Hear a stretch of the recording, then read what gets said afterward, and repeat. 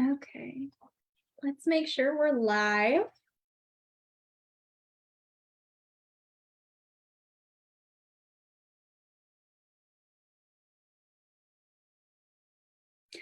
Okay, so we are live.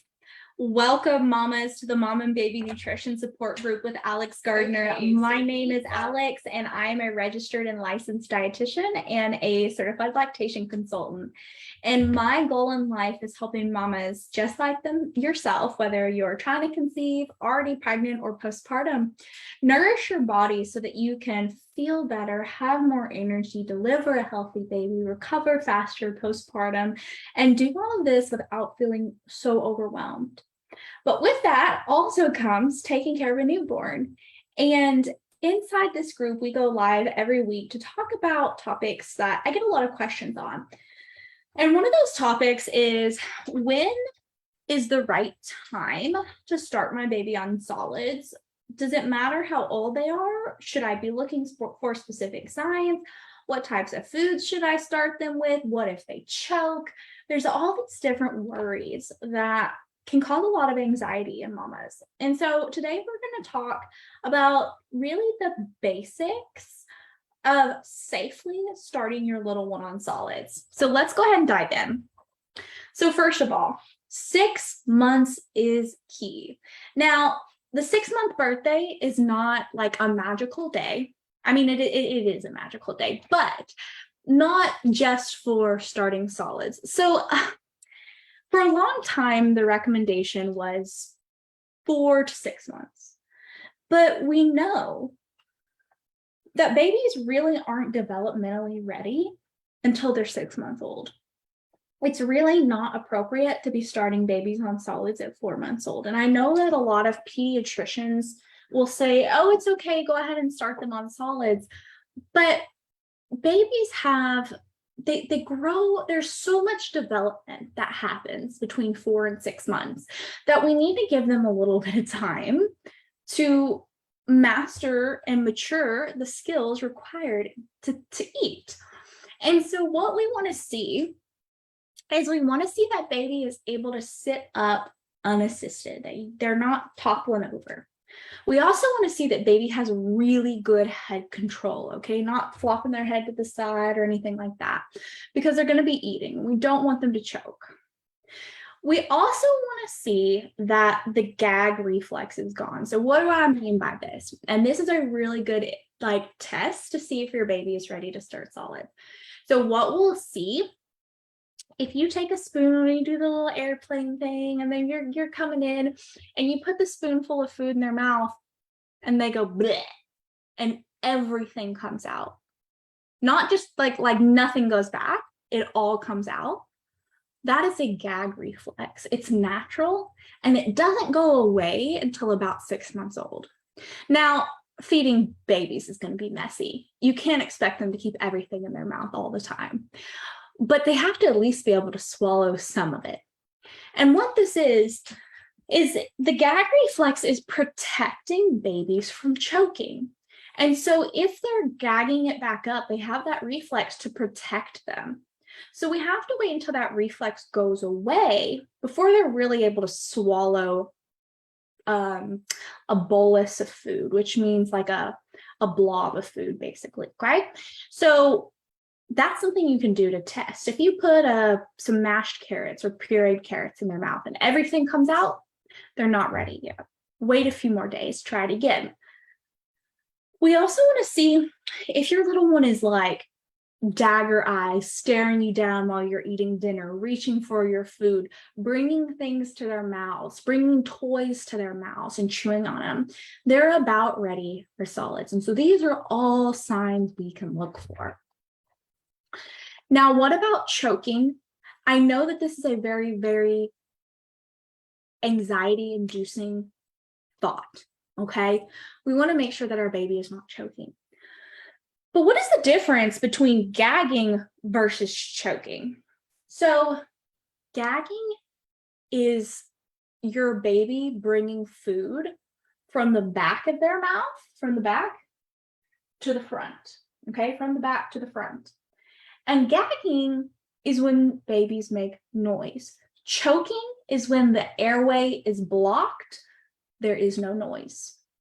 So if you hear your baby go, right? Okay, that was a weird gagging sound, excuse that. But if you hear your baby making noises, what's happening is they're bringing food from the back of their mouth to the front of their mouth. And gagging is there to prevent choking. And now let me tell you, the absolute worst thing you can do if your baby is gagging is stick your finger in their mouth to get that food out. Because what can end up happening is you can end up pushing that food further into their throat and cause them to choke. If they are making noise, they are not choking. It's when they are silent that there's food caught in the airways. So that's the difference there. Gagging is natural and it's protective, actually. So that's something we want to be aware of. And if you only hear one thing today, if you only hear one thing, do not put your finger in your baby's mouth if they are gagging, okay? You only take one thing away from today. That's what I want you to understand. Now let's talk about what foods to start with. So sometimes we've heard that we need to start with purees, but there's also this really big baby-led weaning. I don't know why I said BBL. It's supposed to say BLW, baby-led weaning. So the difference is, and there's some debate on this, but baby-led weaning is really your baby decides what to eat and what to put in their mouth. And it can include purees, and it can include other foods that are soft for babies. But what ends up happening is it's really what we call the division of responsibility. And you can do baby-led weaning with purees too, if you're more comfortable with that. What happens is you don't put any food in baby's mouth. Baby puts the food in their mouths and they decide when they're full. What you do is you provide the food for baby and then they decide how much or if they're going to eat it. Okay, you can do this with a purees. You can load up a spoon and hand the spoon to your baby and they can put it all over their face. They can put it in their mouth. They can do whatever they want with it. But that's the premise of baby-led weaning. And what we also see with baby-led weaning is you can do other textures besides purees.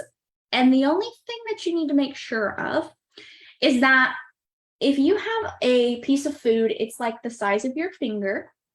We don't want anything small that can get lodged in the throat. And if it's soft enough that you can squish the food between the top of your mouth and your tongue, it's soft enough for your baby to gum it without any teeth, okay? So take a piece of avocado or a banana spear, for example. You can easily squish that between your tongue and the top of your mouth. So it's easy for your baby to move their jaw around and use their gums to chew that up.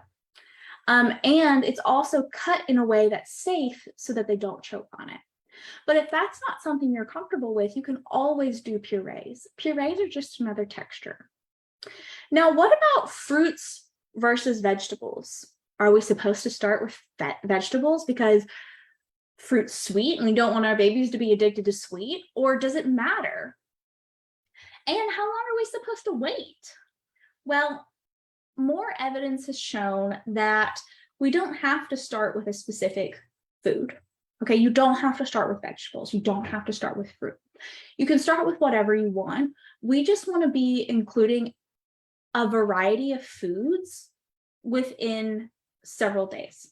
So, for example, recommendations in the past have said to wait 2 to 4 days between introducing a new food so you can understand and see if your baby has an allergy to that food. Well, what happens is we're not getting baby a variety of foods and we're not introducing them to a number of these foods in this very critical window. So if we're only introducing foods 2 to 4 days apart, we're only introducing 2, maybe 3 foods a week. And we want to be introducing foods more often than that. So baby gets a variety of flavors and all these different things that's going to make baby healthier and have a varied palate as they get older, exposing baby to all these different foods. And so it doesn't really matter if you give them all vegetables before you introduce fruits, or if you give them all fruits before you introduce vegetables, or if you mix the two.